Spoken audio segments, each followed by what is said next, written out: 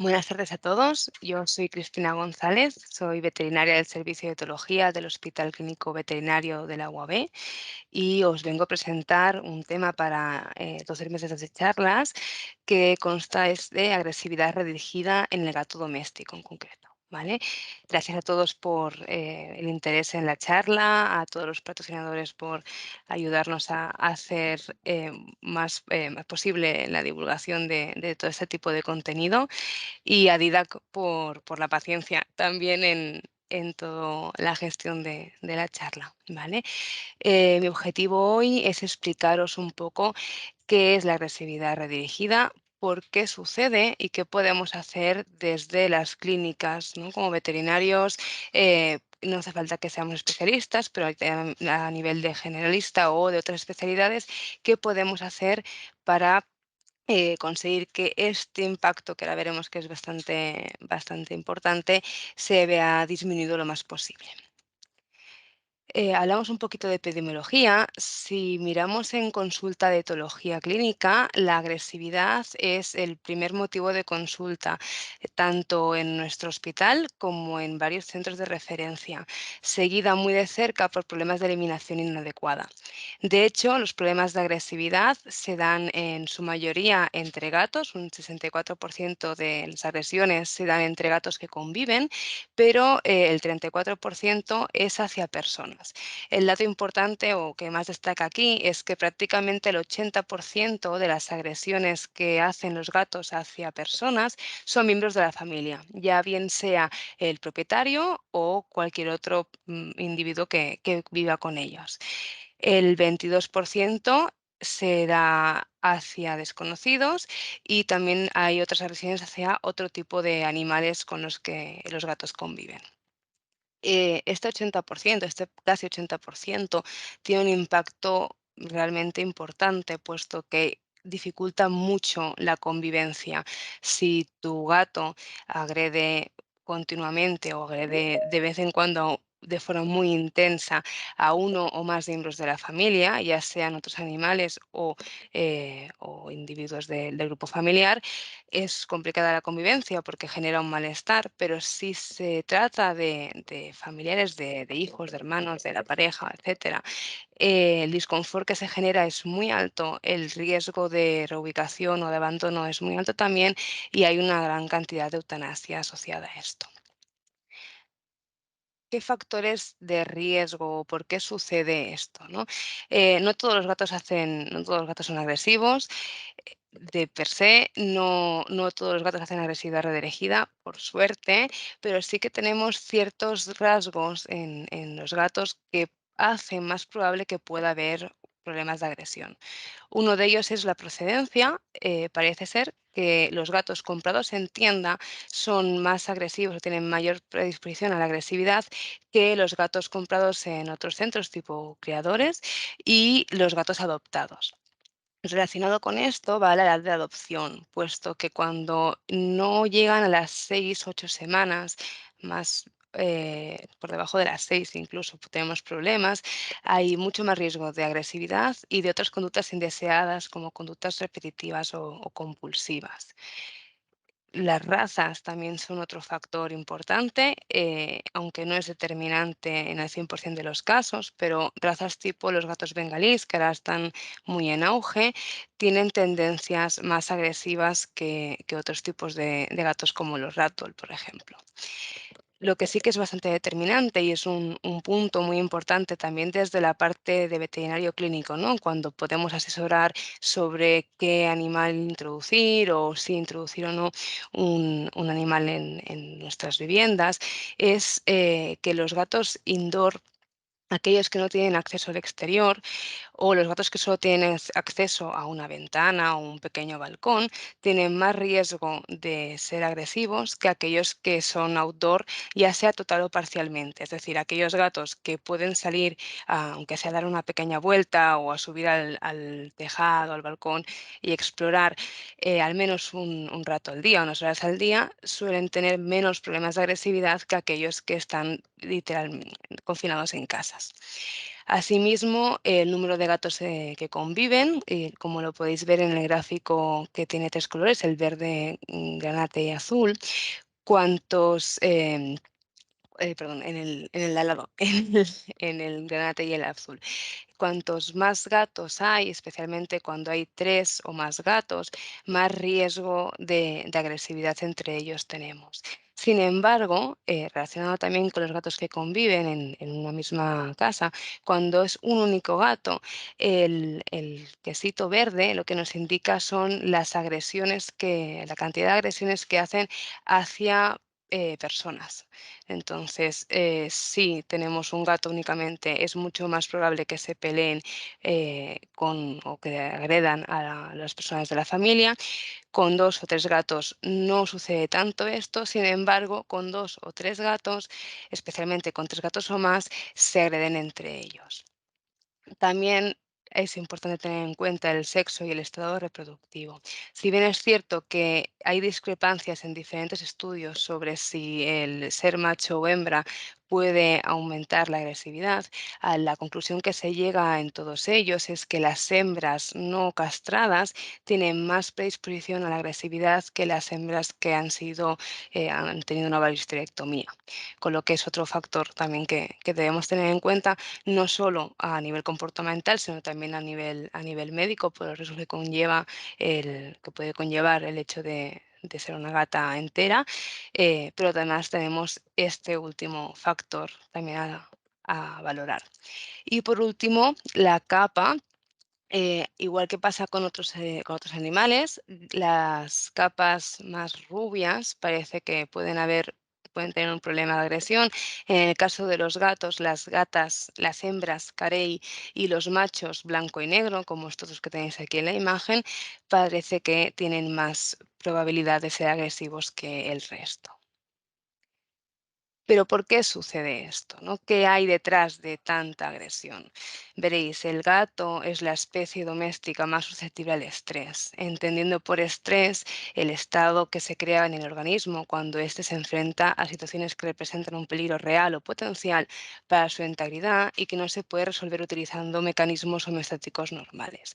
De estrés hay 2 tipos, ¿no? Tenemos el estrés bueno, digamos, que es el que aparece en conductas agradables, como el juego, como la predatoria entendiéndonos desde el punto de vista de un gato, o incluso la conducta sexual, pero hay momentos de estrés asociados ya sea más a nivel físico, falta de oxígeno, problemas de temperatura, de disconfort térmico, de otros tipos de problemas ambientales, que ese estrés es el que genera este estado aversivo.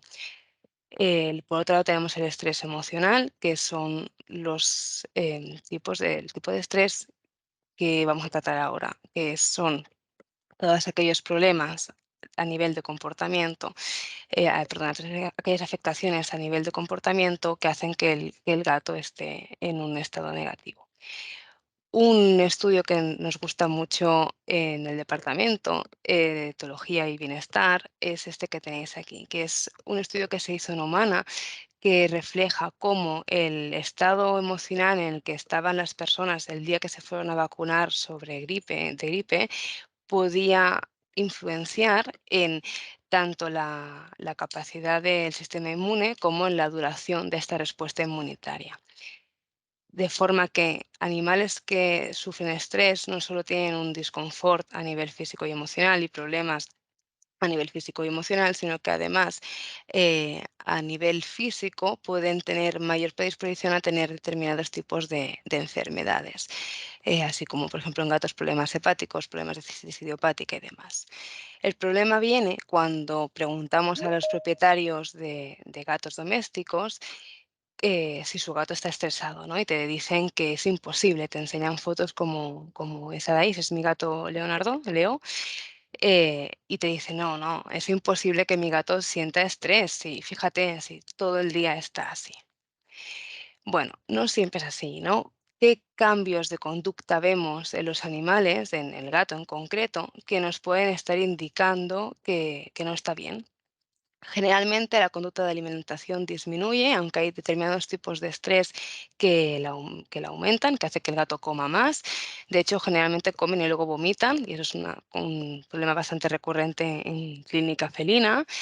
La conducta de acicalamiento suele aumentar, son animales que se están continuamente lamiendo, se lamen más de la cuenta, incluso pueden llegar a arrancarse pelo de determinadas zonas del cuerpo, aunque si el estrés está asociado al miedo, es probable que el acicalamiento disminuya, ¿vale? Los niveles de actividad, de juego, de conducta exploratoria disminuyen. Te suelen decir como que antes jugaba mucho y ahora ya no quiere porque igual se ha hecho mayor, que antes era un chafardero y ahora tampoco lo hace. Marcaje facial disminuye y las interacciones positivas, entendiéndose a los momentos que él busca contacto con el propietario, que busca estar cerca del otro gato, también empiezan a disminuir. Sin embargo, las conductas que aumentan son las vocalizaciones, la vigilancia, de hecho entran en un estado de hipervigilancia muchas de las veces, se esconden mucho más.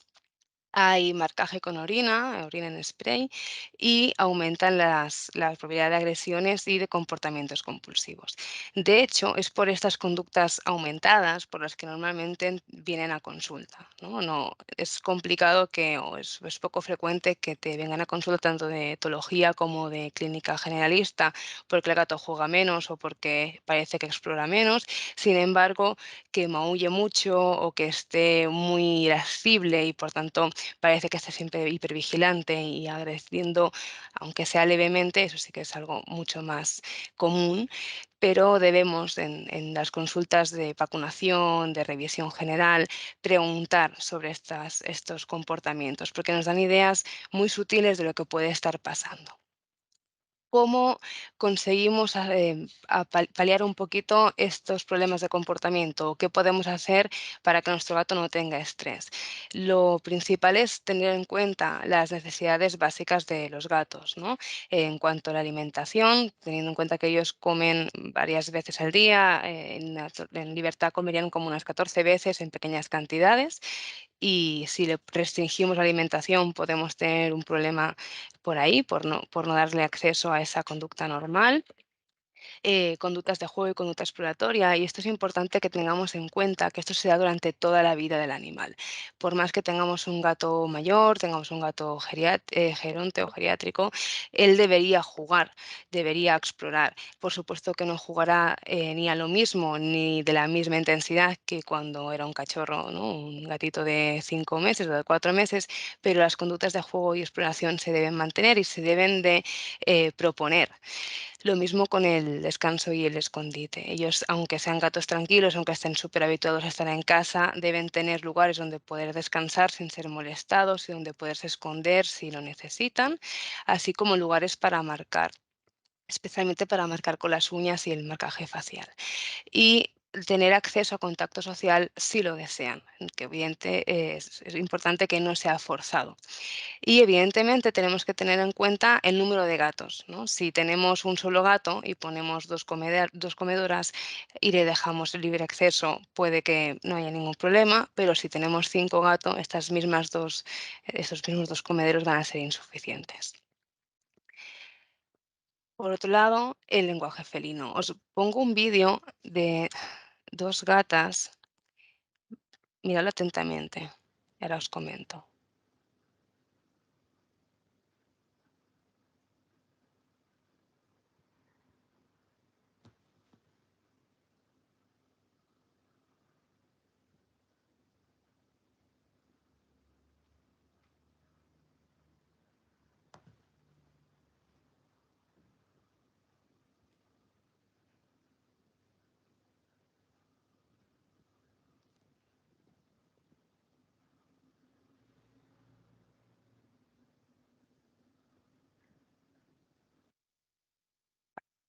Los gatos son los maestros de la sutileza, ¿no? De hecho, en la imagen que tenéis arriba de las 5 caras de los gatos, eh, la mayoría de propietarios te distinguen la uno y la 3, como mucho la uno, la 3 y la 5. Si el gato mira con la mirada muy fea, pero las de en medio es más complicado, especialmente cuando son momentos de estrés. Y lo mismo pasa a veces en el entorno profesional, ¿no? Que cuesta identificar estas señales tan sutiles. Estas 2 gatas habían tenido un episodio de agresividad. De hecho, la gata negra había agredido a la gris por una agresividad redirigida unos días antes del vídeo, y estaban empezando a volver a estar bien. Eran 2 gatas que son 2 gatas que se llevan genial, que comparten mucho espacio juntas y demás, y estábamos en fase un poco de habituación. La propietaria es plenamente consciente de la situación. Aún así, fijaros en la sutileza, ¿no? Ella nos explicaba: "Es que no las veo cómodas". Si os fijáis, lo pongo otra vez de nuevo, que se me ha ido más rápido de lo que quería. La gata negra la mira y se acomoda bastante tranquila. Sin embargo, la gris no le pierde el ojo. Está muy tensa, la pata tiesa, la mirada fija, orejas hacia atrás, la golpea y no es capaz de marcharse, ni es capaz de relajarse, ¿no? La está como, entre comillas, controlando. Se agobia más de lo que ya estaba, se levanta, le da la espalda, hace pequeños pliegues con el cuerpo, que es un poco una señal intenta calmarse, ¿no? Y la cola la mueve como un zigzag, ¿la veis aquí? Que parece como una pequeña serpiente, mientras no le quita ojo de encima y las orejas hacia atrás. Está incómoda, está muy incómoda. ¿Qué sucedió? Que estaba la gata gris durmiendo tan tranquila y la gata negra se acercó, se tumbó al lado. Al principio lo toleró, pero cuando pasaron un par de minutos le era demasiado, porque todavía estábamos en esa fase en la que la gata gris no se le había, entre comillas, entenderme la expresión, no se le había olvidado lo que había pasado días antes. Eh, Así como en esta ocasión no va a más, es simplemente una comunicación muy sutil. De hecho, aquí la propietaria paró de grabar porque lo que hizo fue separarlas, que hizo muy bien. Aquí es muy sutil, pero muchas veces no acaba tan, es igual de sutil, pero no acaba tan bien, sino que escala, ¿no? A agresiones más fuertes. Y propietarios te vienen diciendo que no avisó, ¿no? Es que estaban jugando y de golpe se agredieron. Entonces es importante que les enseñemos a identificar todos estos tipos de lenguajes, cuándo están cómodos, cuándo no, dónde les gusta que les acaricien, si es que les gusta que les acaricien, ¿vale?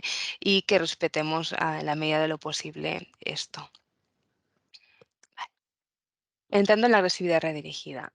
¿Qué es? Es un tipo de agresividad en la que ante un detonante, eh, el que sea físico o auditivo, por ejemplo, olfativo incluso, el gato responde con una agresividad, pero al responder al detonante se encuentra con una barrera. Esa barrera puede ser física o social que impide que agreda al detonante. Por ejemplo, hay un trueno y el gato se asusta. Como no puede agredir a ese trueno porque no está físicamente, realiza esa agresión contra un blanco alternativo. ¿Qué blanco alternativo tenemos? Pues en ese momento, por ejemplo, la señora que pasaba por delante. De hecho, os pongo el ejemplo con un caso real. Un día de tormenta, la gata del propietario se quedó encerrada en la terraza porque típico día que hace sol y de golpe empieza a llover, ¿no? Y no se dieron cuenta de que estaba afuera. Cuando se dieron cuenta de que la gata estaba afuera, el chico fue a abrir la puerta y la gata le saltó directamente. De hecho, le saltó con una cara parecida a la del gato negro y blanco que tenemos en la imagen, ¿no? Y él lo definía como si fuera un gremlin que se había mojado. Se lanzó contra él, lo empezó a agredir y no lo dejaba en paz. ¿Qué pasó? Bueno, la gata se asustó asociado a la tormenta que hubo y al no poder agredirlo a la tormenta, le agredió a él. Son ataques muy impulsivos y aquí sí que son muy, muy impulsivos, son extremadamente violentos y generan un malestar increíblemente alto tanto en el gato como en el propietario y los miembros de la familia, aunque no sean el blanco de la agresión. Además, son casos de agresión que son repetibles y repetibles por varios motivos. Por un lado, porque si no identificamos el blanco, el blanco, perdón, el detonante, es decir, si no sabemos por qué sucedió, si sucedió por la tormenta, sucedió porque se cayó algo o porque vio otro gato, es complicado de evitar que vuelva a pasar, porque cada vez que suceda una situación parecida o igual, va a repetir ese tipo de agresión. Y por otro lado, porque el malestar que generan con el blanco alternativo es similar al malestar que les generó el detonante real. Con lo cual, cada vez que vea al blanco alternativo, en este caso al propietario que fue a abrir la ventana, va a tener la misma reacción que tuvo en la primera instancia. ¿Vale? Y el otro punto importante es el arousal o el nivel de excitación. Son agresiones de verdad muy violentas, muy fuertes, y cuesta mucho que el gato desescale esa sensación de incomodidad. Y puede llevarle horas y puede llevarle incluso días.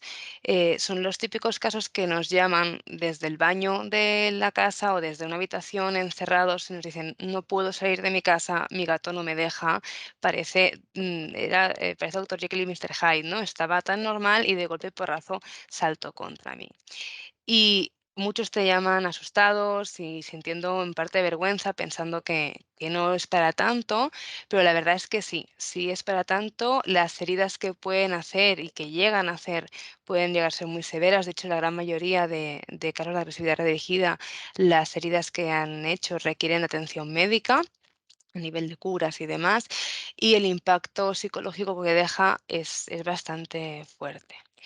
Os pongo otro caso. Este gato era Bat, es un gato Sphinx que vivía con un gato europeo y una perra. Se acababan de mudar hacía una semana aproximadamente antes del momento de la visita y parecía que todo iba bien. De hecho, el gato y los 2 gatos habían convivido siempre juntos, con la perra habían convivido también en varias ocasiones y no había habido nunca mayor problema que eso. Lo que sucedió es que un viernes por la noche, al momento de irse a dormir, Bat quiso salir hacia la terraza y le impidieron el paso. La reacción fue una agresión redirigida que iba a ir hacia la perra que pasaba cerca en ese momento y que fue la que lo tocó, es decir, la perra lo tocó, el gato saltó y el chico puso la pierna para barrar el paso y que no saliera hacia afuera, y entonces redirigió hacia la pierna de la pareja del propietario. Se tuvieron que encerrar en la habitación. De hecho, el chico se encerró, llamó a su pareja que estaba afuera, la pareja fue para allá, vio que el gato estaba normal, pensó que no era para tanto, se fueron a dormir y al día siguiente cuando quisieron salir por la puerta de la casa no pudieron y de hecho tuvieron que salir por la ventana y fue cuando nos llamaron y hicimos la visita.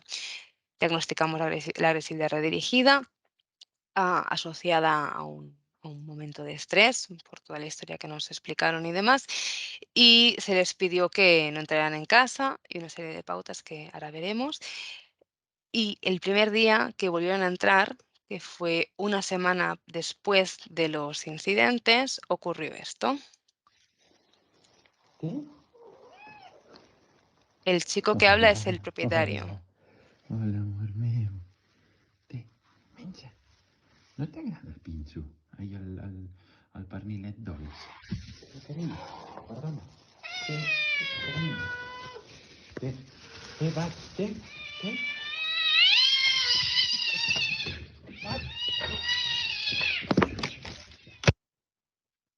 Esta agresión no llegó este ataque de agresividad no llegó a hacer herida, y de hecho él lo define como mucho menos o grave o mucho más leve del que tuvo la noche del primer incidente y la mañana siguiente del primer incidente. Él había pasado unos días entrando, bueno, tirando por la ventana un poquito de lata con gabapentina, con la medicación que le recetamos para esto, y el gato estaba mucho mejor. De hecho, el chico que entra es el propietario con el que no tuvo el primer ataque, sino con el que tuvo el segundo. Y si os fijáis, lo pongo de vuelta. El gato Té. entra tan tranquilo, le pide mimos, Hola, le hola, maulla, hola, amor él le meu. dice hola mi amor, le Menja. deja un trozo de No t'agrada pavo. el pinxo? Ai, el pernil le iba dolls. hablando si no le Té, gusta carinyo. y mientras le Té, carinyo. habla, Té, carinyo. cambia Té, té, va, té, y se té. acabó.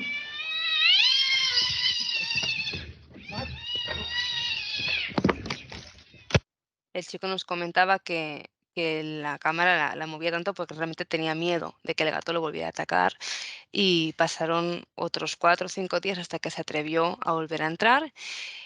Esta vez le pedimos que hablara menos, que bueno, fuera un poco más sutil con las señales que le hacía el gato y 2 semanas más tarde conseguimos esto.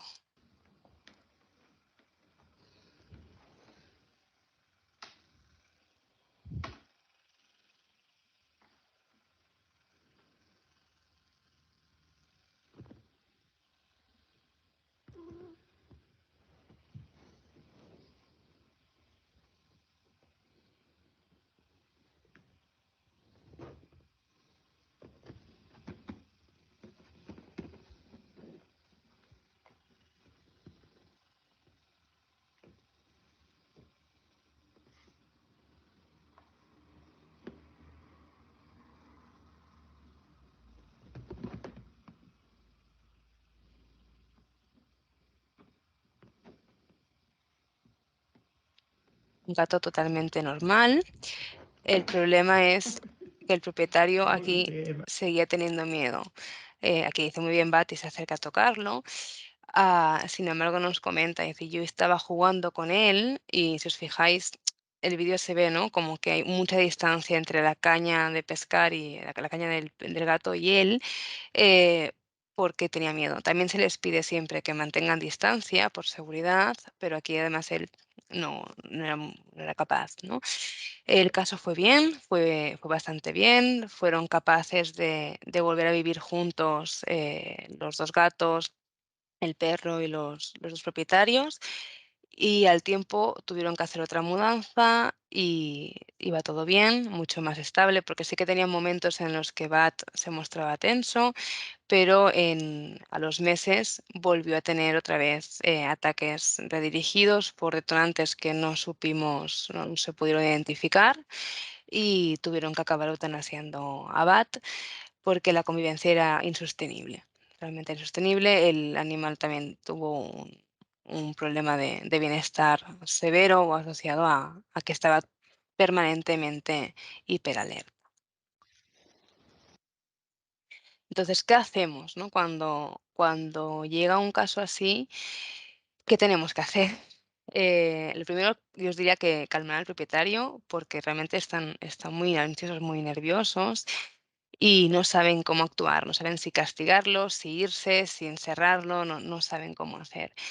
Si no nos han traído el gato a la clínica, lo que les vamos a pedir es que no lo hagan, porque el hecho de moverlo puede hacer, el hecho de transportarlo a un sitio desconocido, manipularlo y luego volver a casa, puede hacer que vuelva a tener más ataques de agresividad, ya sea dentro de la clínica o incluso a la vuelta a casa o simplemente para manipularlo y meterlo en el transportín. Y en esos casos lo que le pediremos es que evite el castigo, que no le riña, que no le diga nada y que evite la exposición tanto al estímulo desencadenante, si es que lo ha podido identificar, como al blanco. Es decir, si nos ha agredido a nosotros, evitar que tengan contacto con nosotros durante al menos 24 horas. Y aquí es donde le pediríais además que llamara al servicio de etología, si hay en vuestro hospital o aquí a la UAB, por supuesto. Entonces, si tenemos el gato en consulta, porque a veces sí que nos lo han traído, es el momento de aprovechar y bajo sedación hacer examen físico general, lo que se pueda, y analíticas completas. ¿Por qué os digo bajo sedación? Porque son animales que no van a ser manipulables y que el riesgo que hay tanto para vosotros como para el animal es muy alto. Si ya lo tenemos ahí, pues probemos, ¿no? Intentémoslo, sobre todo con la máxima seguridad posible, pero en caso de que no, retrasaremos esta parte del examen físico, que hay que hacerla, por supuesto, pero a un momento en el que sea un poco más seguro. Las pautas que damos desde el servicio de etología son pautas basadas en la seguridad, ¿vale? Para evitar tanto que hayan nuevos ataques como en el caso de que aparezcan, que sean lo más leves posibles, y pautas de gestión del ambiente, básicamente enriquecimiento ambiental para volver a retomar esos pilares que os comentaba al inicio de alimentación, de descanso, de juego. Necesitamos que el gato o los gatos que en la casa los tengan y los tengan cubiertos y además de cubiertos fomentarlos todavía más en estos episodios. Generalmente además utilizamos tratamiento farmacológico, salvo que el hecho de medicar al animal pueda suponer, como dice en la viñeta, ¿no? Un problema mayor y acabemos todavía más en el hospital y un tratamiento de modificación de conducta. De hecho, el tratamiento de modificación de conducta es básico. Necesitamos haber identificado el estímulo desencadenante, pero en el caso de que no lo tengamos, por lo menos podemos trabajar con el blanco, es decir, con la persona o personas que le han hecho, a las que ha redirigido esta agresividad. Son casos complejos, la resolución no siempre es buena, sobre todo cuando no podemos saber qué es lo que ha desencadenado la conducta o si lo que ha desencadenado la conducta es un sonido o una situación habitual y normal en casa. Yo ahora recuerdo dos casos, uno reaccionaba al movimiento de los pies. Cada vez que alguien caminaba, daba igual si era en dirección hacia él o no, si caminaba, el gato se tiraba. Comenzó como un juego, o lo que ellos creían que era un juego, y se descontroló. Un día sintió miedo por unos zapatos nuevos que trajeron a la casa y desde ahí lo generalizó y no se podía andar por casa. Tenían que ir cerrando al gato todo el tiempo y cerrarlo sin caminar hacia la puerta. Y recuerdo otro que era por el sonido de los teléfonos. Teléfono móvil que sonase en ese domicilio, agresión que realizaba el gato. Entonces, bueno, en estos casos son más complejos, quizás el teléfono menos, porque con mutearlo tenemos bastante hasta que lo podamos trabajar, pero en ocasiones es difícil. ¿Qué podemos hacer? Hay un gran abanico de posibilidades dentro de la clínica, ¿no? Tanto a nivel de formación del propietario, de explicarle cómo es el lenguaje de la ansiedad o del miedo en el gato, ¿no? Si dilata las pupilas, si retuerce las orejas hacia atrás, si se queda fijado en un objeto y parece que esté hipnotizado, cuando se esconden, perdón, o parece que estén todo el tiempo dormitando, el movimiento de cola psicomulático, la hipervigilancia, ya sea moviéndose rápido, ¿no? Con la cabeza bajada y la cola bajada, como controlando en todas las esquinas, en todas las partes altas. Si les enseñamos eso, y podéis hacerlo con pictogramas tan básicos, ¿no? Y tan buenos en realidad como el que tenéis aquí, es más fácil que ellos te digan: "Ostras, es que yo veo a mi gato raro. Últimamente mira todo el tiempo a, no sé, a mi hijo y no sé qué pasa. Y cuando se acerca parece que se esconde y frunce el ceño". Bueno, pues ahí ya tenéis un hilo del cual tirar, ¿no? De, ostras, pues vamos a valorarlo porque puede ser que haya algo más. Y luego, por supuesto, tanto dentro de la clínica, ya sea porque vienen a hacer visitas generales como si vinieran por un caso así. Pensad que el sacar a un gato de casa para llevarlo al hospital o a la clínica veterinaria es una odisea y de hecho lo es para el gato y muchas veces también lo es para nosotros como clínicos, ¿no? Y acaban las consultas así como la del dibujo, todo roto, arañado y parece que haya pasado un torbellino por allá. Si el animal se estresa en el viaje de ida al veterinario, en la veterinaria o en el viaje de vuelta, su nivel de arousal, su nivel de excitación es más alto del que debería ser y está más activado de lo que debería y es más probable, sobre todo en gatos que ya han mostrado otros tipos de agresividad o que han mostrado incomodidad, que genere una agresión. Sabéis, supongo que estáis familiarizados con todas las medidas de transporte, de mantener el animal en un transporte en rígido y tapado, mantenerlo en alto, intentar que no esté en la misma sala que los perros o pasarlo de forma prioritaria a la consulta específica de gatos o a una consulta más aislada. Pero es importante que también lo recordemos a los propietarios, ¿no?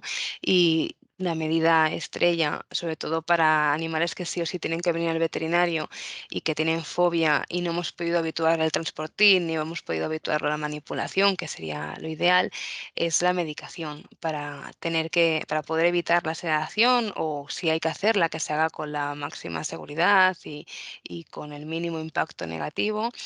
Administrar medicación antes de ir a consulta veterinaria, siempre y cuando no represente un estrés mayor para el gato, es sin duda una buena praxis, ¿no? Las medicaciones que solemos utilizar son gabapentina a 10 miligramos kilo 2 horas antes del evento estresante, es decir, si al gato le estresa el hecho de ir al transportín, se da 2 horas antes de que se meta o de que lo intentemos meter en el transportín o de que se meta ya. Si es el coche, pues 2 horas antes del coche, así sucesivamente. Y la otra opción que tenemos es la trazodona.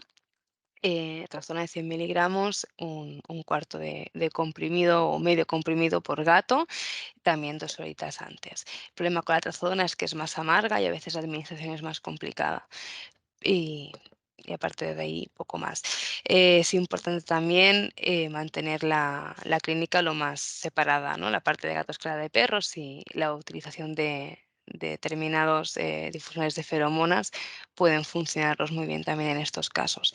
Si reducimos mucho el nivel de estrés en la clínica, también es más fácil que luego el gato llegue a casa de forma más relajada y tengamos menos posibilidad de tener agresiones.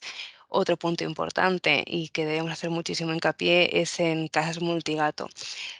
Simplemente a nivel de prevención, si hay más de un gato en la familia, cuando volvemos del veterinario, aunque haya sido para cortar unas uñas y regresar, o aunque creamos que no ha habido ningún problema, es importante que permanezcan al menos unas horas separados, ¿no? Le ponemos al gato, en este caso Simon, ¿no? Que ha ido al veterinario y no lo ha pasado muy bien.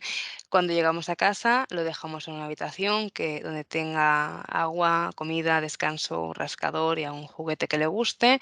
Abrimos el transportín y lo dejamos ahí un ratito. Cuando él ya ha empezado a explorar con normalidad, abrimos la puerta de esa habitación y le permitimos, si él quiere, salir a explorar el resto de la casa. Y si no quiere y prefiere mantenerse ahí, se lo respetamos, ¿vale? Esto debería ser con todos los gatos que vivan con otros gatos, incluso gatos que viven con otros animales y simplemente necesitan un poco más de tiempo de adaptación y, por supuesto, también para animales que han tenido agresividad redirigida. Y en principio esto sería todo.